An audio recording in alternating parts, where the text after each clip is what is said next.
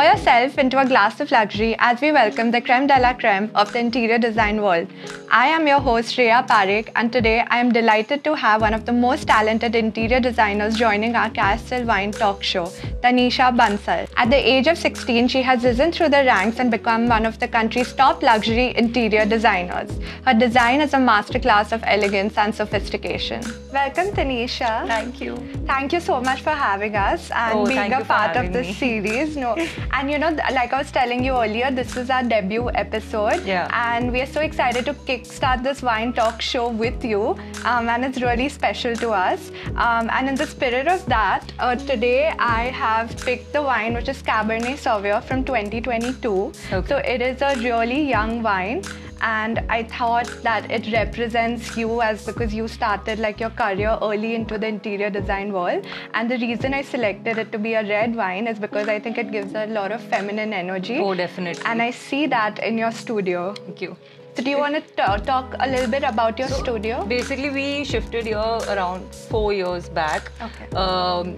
We have a 10-year-old company, and eventually this company has seen its growth.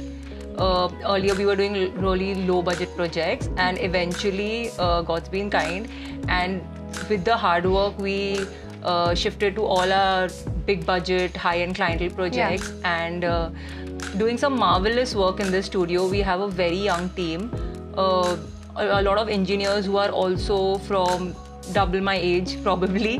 But we've been very hands-on with them, and we're doing really fun work here. So the aim is to really grow more. Yeah. And talking about the feminine energy, I see a lot of pink in your studio, in your cabin. That's me. So of course I'm a boss lady, but also the feminine energy always needs to stay. Yeah. So my cabin specifically has a lot of pinks. The rose onyx being my favorite. That's the exotic piece. It's very rare. Yeah, it's very rare, and it was always my favorite until I could afford it. So that's about it. Okay, great. So speaking of our debut episode, you did your debut in the interior design world at the age of 16. Yeah. So what motivated you to dive into this interior design world so early on? For me, the aim was always financial independence. At 16, you don't understand what you exactly want, but the aim was definitely financial independence. It's not because I had to. That's what I come from a very privileged background. It was because I wanted to. And eventually, after doing a few private homes, my interest grew in interior design. And soon enough, I understood that interior design has a beautiful niche. There's beautiful work in there if you do it properly. So eventually, I built up a team. Project by project, and the idea was to create a system, create a business at the end of the day, which just works on automation, and you are the one who's the leader of it. So touchwood, today 11 years down, I am here, but still there's a very far way to go. Obviously, so it's still under process. But the idea at 16 was always financial independent and to be a businesswoman. So let's see till where we go. And did you always know it was going to be interior design? Did you work for someone before you found that path, or did you just dive right in and you're like, I'm starting my own? I will not lie, I did not know it's going to be interior design. Okay. So at 16, it's more wo josh zyada hota hai, to earn money. But I knew soon enough. I knew in down 6-7 months the lane that I knew I want to do interior designing. I did a few. Sometimes relatives approach you, and I took whatever came my way. Like even if a relative came and told me, oh, I want to do up this wall, could you help me? So I did that as well. So and at that time, you are the project manager, you are the site supervisor, you are everything. You have nobody with you, but that also makes you learn a lot. 100%. So I did all of that, and of course that added up to me learning every part of it. And eventually turning into a business. So I think 6-7 months down the lane of working and doing a few odd jobs in interiors, I had understood, okay, this is what I want to do. And also I'll tell you, when I had started, there were more of contractors and freelance interior designers working in this field. Now Instagram is blown up, so there's so much competition, and every day there's a new trend coming inside. That time itna nahi tha. So that time you were still figuring your way out. It's also tough to reach that level without social media. Like definitely. you really have to be out there in the real like world. If I was today 16 years old, I would have done so many things differently. I know.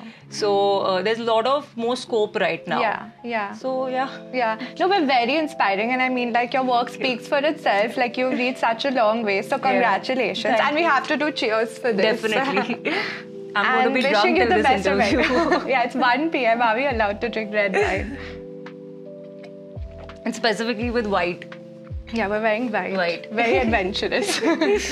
And speaking of your personal style, because you started a while back, has it evolved over the years, or has it been the same? Definitely it has evolved. In fact, I think it's evolved 180 degrees. Yeah. When we had started, we used to feel that we don't have budgets, so whatever we have, we show more. Yeah. So for us, it is like in less, show more. Yeah. Everything was sparkly, everything was glossy, everything was too much. And I kind of built a niche with my clientele who really likes that. Yeah. Over the years, who like that. But once we've evolved and now we've understood that for us over the years, especially in the last 4 years, we've understood that less is more. Yeah. Now if you see our designs, we are working towards really chic, elegant, clean lines. We're working more on the details, more on the practical value of living, more on the luxury lifestyle, what actually speaks luxury, not what actually just shows luxury. Showing, So that's what we're working on, and as my personal style has completely evolved. Like, my personal style has become so clean. Most of the times I'm in, my team was neutrals, nudes, pastel colors, and that's all what my personal style is. But I feel like that's the trend, and it's so important to evolve, because then you will never reach, like, people are moving so fast, the trends are changing every day. If you don't catch up, like, you're not gonna, you have to kind of understand what consumers need these days. Definitely. So now my clientele has become more of the sophisticated elite clientele who understand what design is, who want very elite... I would say silent luxury. Silent luxury, that's the right word. So that's what our aim is, to even go higher on those lines. Okay. What are some of the innovative kitchen trends or designs do you see coming in the kitchen specifically in the future? There are so many, Rhea. In fact, every month there's a new trend coming in, and we'd say, oh, we've never done this, let's do this.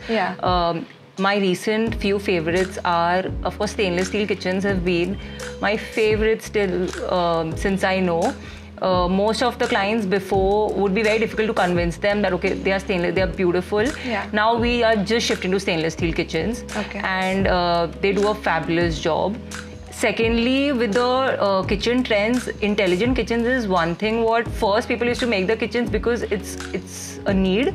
Now they really enjoy cooking. So all the appliances, all the built-in appliances are all matching to your interiors. The PVD coatings, I'm sure you must be knowing, they are all matching to what the look of the kitchen is. I have so many accessories in today's world where they all are intelligent by themselves. So anything I want to cook, even like a high-end dish, what generally somebody would go to the restaurant to be cooking, everything is being cooked at home. And especially after 2020, all the clients love hosting parties at home. They enjoy, and also that is what the end goal is for them. And all the clients want something unique.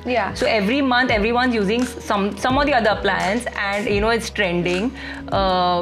So what I really like is, one is the show kitchen concept, which is a lot in trend now, where there are double kitchens. One is the show which you have the fancy cooking, and one goes behind. And secondly, even combination islands is something which really is my favorite. Me too. Of course, we need to have space for that, but once we get it, so it looks so larger than life that you can really spend a lot of time in your kitchen. I feel like smart kitchens are the need of an hour right now. I feel like when your lifestyle is changing completely, when it comes to your phone, when it comes to your appliances, when it comes to your cars also, that are there's chat GPT right now. So I feel like even your kitchen needs to be updated. I think, like, we do not have time, the new generation does not have time to sit and learn every single thing. Even, if someone would ask me, I wouldn't know how to light a gas because now the hob thing has come where it's like an electric hob. So I feel like that's really the need of an hour right now, and I feel like it's very important, and I completely agree with what you said. Further to that topic, why do you think the demand for lifestyle appliances have increased? Do you think it has to do with entertaining at home and now people prioritizing spending more time at home and investing in their homes? I'm sure your clients, like you would have also seen over the years that people are investing more in their spaces and they kind of make it into like, their comfort zone, and they also have really started, I mean, I have seen all my friends, including me, where I prefer entertaining at home than going out. So do you think that's the reason there's a demand for lifestyle appliances right now? Is there any other factor to it? Definitely that is one of the factor, because most of the clients, they've come to a place where they really want to enjoy their lavish lifestyle, and they've already reached that place. So once they get guests at home and they are hosting people, they want to have everything possible. They don't want to leave out anything. And of course, health is also one of the major factors that a lot of people don't want to go out. They also feel like if I can have everything at home, I have the space for it, I have the money for it, why not? So and I feel that in the last 2 years the demand has increased so much. In the next coming 2 years it's going to completely boom. We are using chimneys that come down from the ceiling. We are using chimneys which go down on the platform, and you can't even see them. So, and the clients love it. The clients love the fact that they don't really have to have those bulky chimneys, which most of the times all the clients were using that. So the fact that you can really enjoy your kitchen and cook while enjoying, like not because you have to, like a compulsion. And that all makes a demand for these appliances, all different types of appliances, and their different types of features, which I completely believe in the next 2 years it's going to go off the roof. And especially with show kitchens, that's the demand of the hour. Everyone wants a multiple kitchen, and most of my clients feel that that's a need now. It's not like it's an extra thing. So definitely. But I would say not just appliances like the wine chiller, because I mean, I would say like there is a certain amount of percentage people who don't drink, but we've also seen a great surge in coffee maker. I think coffee is a lot new of coffee makers, a lot of coffee makers, ice machines, a lot of barbecue grills. So many different types of appliances we've been using, and we've also been learning with every project, that this is new in the market, and using that for like different types of food. We have, like earlier we used to give one freezer and one built-in fridge generally, but now it's all in one. It's all in one, and sometimes one doesn't even suffice. We have one different refrigerator for the non-veg, one different refrigerator for the vegetarians. So it's just all a lot nowadays, and I'm waiting to see what comes more with the intelligent kitchens, because it's growing every day. No, I agree. Like us as manufacturers, like Carysil, we just launched this new hob which has chimney integrated into it. So like you don't need that block coming out, like you said. It just sucks it. It just sucks it straight from the hob. So that is, and it's obviously as manufacturers also we have to constantly keep up with like how can we reduce like showing those blocky things. Like TVs have become like completely so slim. They become like photo frames. They're not like boxes now. So why not with other products? And like you mentioned before, I feel like clients who are into like the lifestyle luxury space, they do not want to show that there is an appliance. They kind of wanted to seamlessly, integrate with the rest of the kitchen. And they don't want that block things coming out. And I think like as manufacturers, for you guys, every time there's a new issue, that's like a selling point for you guys. Like, okay, this is the issue and we are coming up with a solution for this. So that automatically becomes a selling point. And a lot of the brands have been targeting that.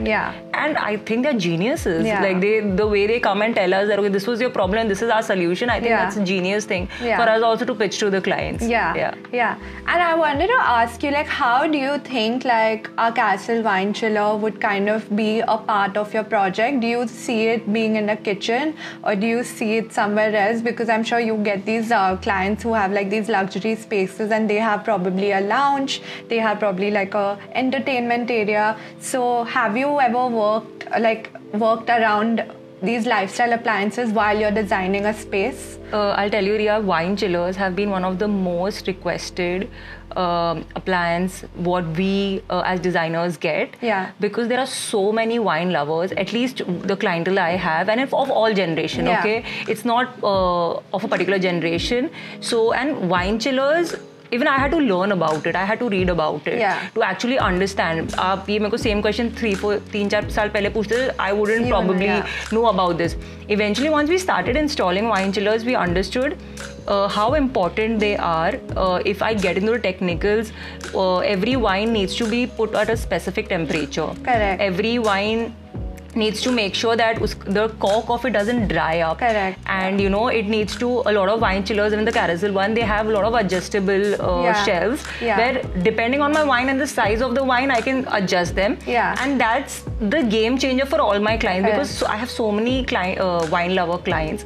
So a lot of couples who like cooking, they want the wine chiller in the kitchen, which is a show kitchen. When they are hosting parties, so you know the show kitchen becomes like a self-service thing. So whoever wants it, they come and serve themselves. A lot of teenagers or millennials, I would say, they like the wine chillers in their lounge. Correct. Maybe in their gaming area, in the entertaining area, different kinds of clients, different kinds of preferences. But mostly this is how it works. But overall, in a penthouse or in any luxury house, what we are doing, we always have a wine chiller. Like 80% we supply the wine chiller, and it's been a game changer for sure. Like our bar spaces have reduced, and also one funny story if I tell you, the wine chillers are so sleek that for us it's very easy to integrate it. Correct. So a lot of my clients who don't want to show anyone that they are actually using a wine chiller or they are drinking alcohol, they just use it and we conceal it for them. So their wines are protected, their image is protected, everything is actually protected. I was actually going to say something contrary to that, about, but what I was going to say is, you know, these people who have wine chillers, even if they are not wine lovers, they are entertaining those kind of people. Definitely. Where it is important. Even if I don't drink wine, which I do, but I'm just giving an example, even if I don't drink wine, but I'm entertaining my clients or my guests or my friends who do drink wine, even if I don't do it, I need it. It's also a status symbol now. Correct. That's exactly where I was have a lot of clients who don't even touch alcohol, leave alone wine. But they throw so many parties with full of alcohol. Correct. So it's also a status symbol, definitely. I don't think it looks nice anymore. Like I would judge a person if I'm going to a nice house and someone's removing wine from the fridge. I just be like, what is happening? So I just feel like just for that etiquette to have, you need a wine chiller or maybe something around those lines. And as a wine connoisseur, like you were mentioning, like the reason I love this wine chiller so much is if you see that dual temperature zones. And like you were mentioning, you can decide what zone needs to be because which wine is there. I know. Because red wines are supposed to be served a bit warmer than white wines are supposed to be. Tanisha, was amazing diving into your world. Now, before we wrap up, I have a little game we can play. Okay. You have to guess 3 aromas in this wine and flavors, and you will get 5 chances to guess them. I don't know anything about wine. I'm just being very honest with you. It's okay. You know, everyone gives like very funny answers, like my grandma's perfume, or like, you know, there's actually mushroom and leather also in wine. Like you can smell it. It's considered like an actual aroma flavor. So chances are you won't, even if you think it's the weirdest thing, you can probably be right. It could be in the wine aroma. Let me try. Okay, so I would swirl, sniff, and then taste. Maybe we should like sniff first and see what is the first thing you... So difficult, Rhea. My friends are like alcohol. Okay, maybe taste it. Yeah, like it's like perfume, for sure. Okay, that's not a wine descriptor. This one's a sweeter wine. I would give you hints. Fruits.